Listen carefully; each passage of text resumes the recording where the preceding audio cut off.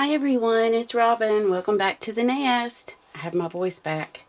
I have a quick tutorial for you on making some of, I have the baby shower coming up, so I'm making some of these little, first I thought they were fern leaves, but now I'm thinking they're kind of like paper palm leaves. I've made all kinds of the jumbo paper flowers. This is just one of the smaller ones. But I needed fillers. So I'm going to show you how you can make these little palm fronds, or whatever you want to call it. So first what I did was you don't need any real special tools or anything like that. I'm using some shorter scissors, the longer scissors to cut my pattern out. And then I'm using these, they're fringe scissors from Stampin' Up, but you don't necessarily have to have these. You can always use just regular scissors. This just speeds up the process a little bit for me, and I have them, so that's what I'm using. But I did make one that was like that. You'll need a ruler, a pencil, and some cardstock. So what I did was I took and I cut my cardstock down to 6 inches wide by 9 1/4 inches long. And then I scored it in the middle and folded it over. And for my pattern, that's how I came up with my length here. So this pattern here, it's just, I kind of just drew it. It just needs to be long with a, with a bow in it more at the top. I don't have a PDF because I don't know how to do it, but, I know that you all can draw like half of a circle like that. It's not really quite a circle, but that's what I did, was I just drew this out. And then I'm using this as my template. So, what I do once I have my template is on the folded side, I'm going to draw my pattern.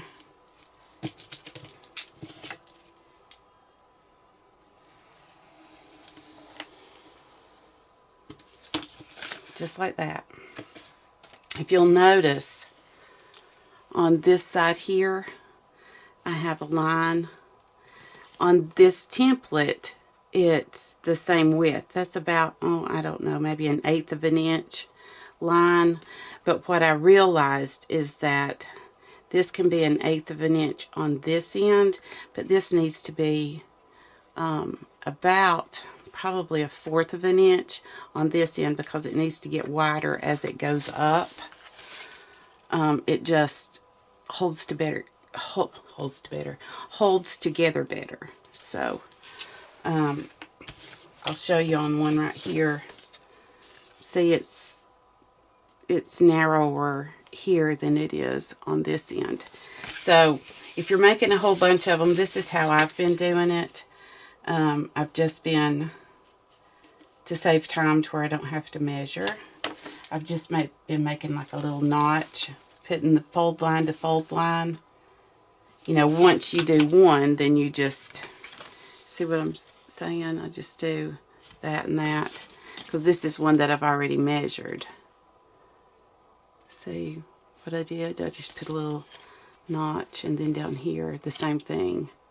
I can still see this line that I've erased. But I erased that for a reason, because then I'm going to come in and I'm going to make a little line right here. About right here. And I'll explain more of why I did that in a minute. So let's go ahead and draw our line on there. And this line is what's going to help us remember to stop and not cut anymore, or you'll cut through your fern leaf. So let's go ahead and cut this out. Well, to save time, all I did was cut around through here, okay? Cut it out, and this is what you have. Next, what I did was I erased my line down here up to this little, remember the little tick we did? So I erased my line there. Then, and you have to take your time with this. And I'm going to try to zoom in and show you what I'm doing. But please remember that you can, you can use regular scissors. I'm just using these fringing scissors to save me time because I have so many to do. These came from Stampin' Up! Again. So down here at the bottom, and remember I have this right here where we've erased. Down here at the bottom, I'm just going to barely cut in. Can you see? Whoops, wait a minute, let me find you. Sorry about that. Can you see those little marks there? Okay. From this last little mark that you can see, that one, I'm going to move my scissors over. Don't worry about my pencil lines on the edges. You won't be able to see those once it's done. But I'm going to put my scissors back in to where I'm the same distance from this line as these are. And I'm going to, let me see if I can see it now. Yeah. Okay, so I'm in there. Okay. What I'm going to do is kind of, as I'm cutting down, I'm going to start curving my paper this way. Does that make sense? I'll just, let me get in position here. So I'm in there. It's holding. But as I start cutting, I'm going to start cutting over here towards this mark to try to, you know, curve it, give it a little bit of a curve. And I am going to stop when I see, whoops, when I see this blade on that line that I erased that's almost invisible now. When I see that, I'm stopping. And that's what you're going to have. And as you twist, your paper is going to twist like this, which is a wonderful thing. So then I'm going to do the same thing. Don't worry about anything going on up yet. But here then I'm going to come in and I'm going to go the distance from the last. There you go. The distance, about the same distance from the last one. And I'm going to do the same thing. Cut in. And I'm starting to curve. And I'm holding, I was holding this up here tight so it doesn't twist as well. And it is, and see, I'm up here almost to this, but not quite to this line. And that's what we have there. Whoops, there you go. So now what I'm going to do is I'm going to go in with my, and I found that it was easier to do this now as you go up. I'm going to take and but cut little slits in this using arcs on each one of these.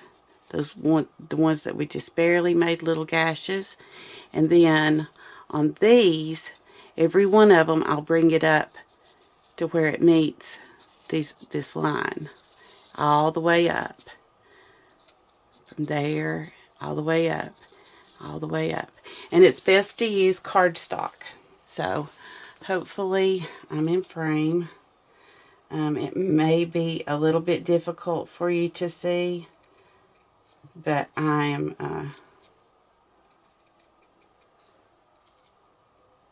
doing exactly what I said, and you take your time because you do not want to go over that line because you'll have a really flimsy palm frond. And try not to end your cut with the tips of your scissors because it will blow the fibers of the paper out and weaken your paper.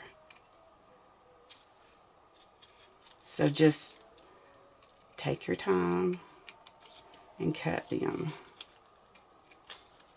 all the way up.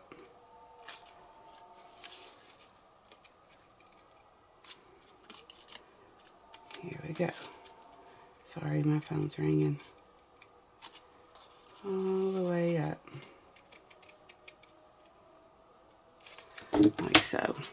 And these, see how they've twisted? That actually helps with your design. I'm going to try to get closer, but I'm not positive that you can see. There you go. There's a good shot. See how I took them all the way up to that? This is what I'm going to continue to do all the way up through here. I'm going to start twisting it, but then you can only do it so far, and the thicker you get on up through here, the less you can twist. But I'll show you. So I'm doing the exact same thing, and I'm just sort of twisting my paper as I go up. And when you get on up here where it is thicker, I'm going to show you, if you're using these fringe scissors, I'll show you how you can go just a little bit further to save you some time. Here, I'll be able to show you here. Okay, so what you do is, without pulling your paper out anywhere, you just barely open your fringe scissors and push the paper towards the scissors. Okay? And then cut. That one didn't work because I let off on the thing trying to explain it to you. Let me show you again. So here we go. And remember, when I get up here closer, I'm going to stop and I'm going to push the paper into the scissors to where I can go a little bit further. See that? I would have been able to do it here, but I stopped and let go of my paper, and it didn't work. So, but I'll do it again here. And I've really gone a lot further than what I had been going. I just find before I start doing this, I just find that if you cut a few with your fringe scissors, and then you know, take it on up to your center point, your center line, a little at a time, it's easier on you, especially when you start getting into the thicker part of the leaf. And you can also turn this into something that would look like a Boston fern. And what you would do is, after you did this part, then you could just simply go in with an X-Acto knife as it's folded in half, and along this line, just cut out every other one. Don't cut out your tip down here, but every other one.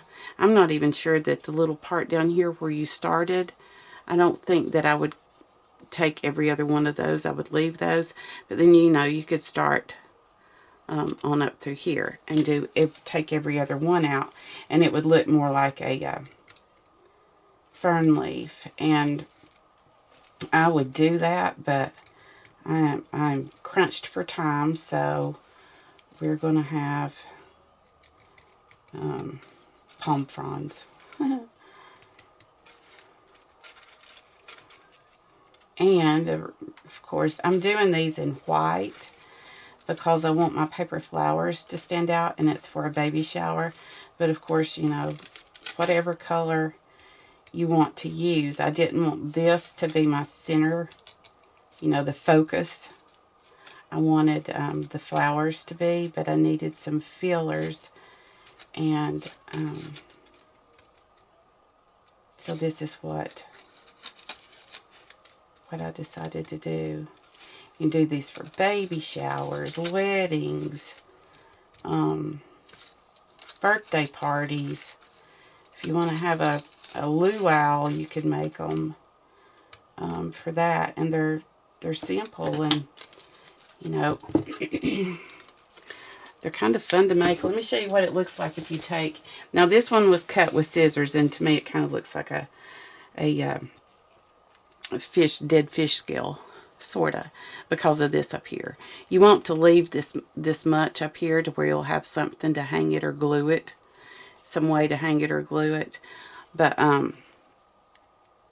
that's what it looked like, just using scissors and taking every one out. And I wasn't being very precise. As you can see down here, there was some learning curves about not getting too close to the center. But this was just a template and an idea.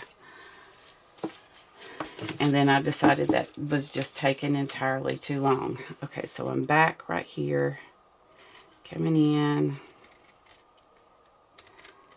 turning, pushing my paper to where I can get just a little bit further, and stop. Do not use the tip of your scissors again. You know, don't cut so far that you're using the tips of your fingers, because it causes a blowout in the paper, and will weaken the fibers in the paper. And I do suggest that you use cardstock, a heavier weight cardstock, not designer paper. I guess, you know, I mean, theoretically you could use computer paper, but just know that it's going to be a little bit more delicate and harder for you. And you're going to run the risk of you will run the risk of ripping your paper. But this was just a, this was in a pad of paper that I got at Michael's on a hot buy, and so $5, and it has all different colors. It had all different colors in it.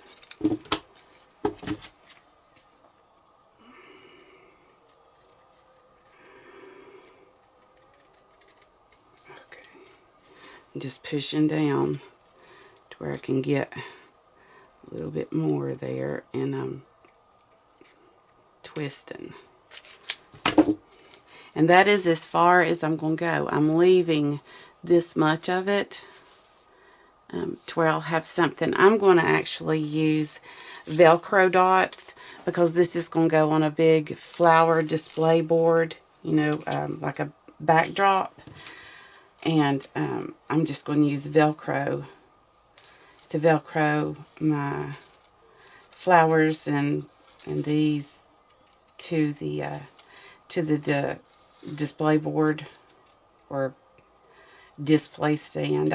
I'll show you all. I'll do pictures of a picture slideshow of the baby shower once everything's set up and done. But our daughter is wanting to use these flowers that I've made in the baby's nursery. So here you go. I'm going to zoom back out. Whoops, sorry.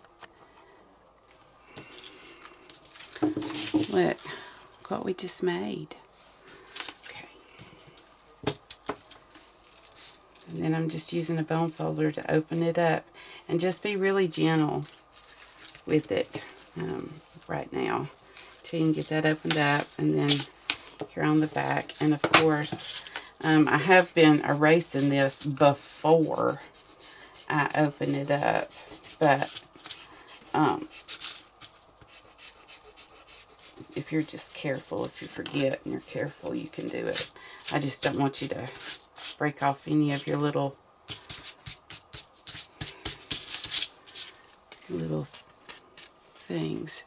So there it is. And then I've just been kind of doing them like that a little bit. But see, there it is. A paper palm frond. You don't really need any special tools, no dies. There it is. Hope you enjoyed. I'll be back with more baby stuff soon, because it's next week, so next weekend. So look for me. Thanks for watching, everyone. I hope you enjoyed. Talk to you later. Bye.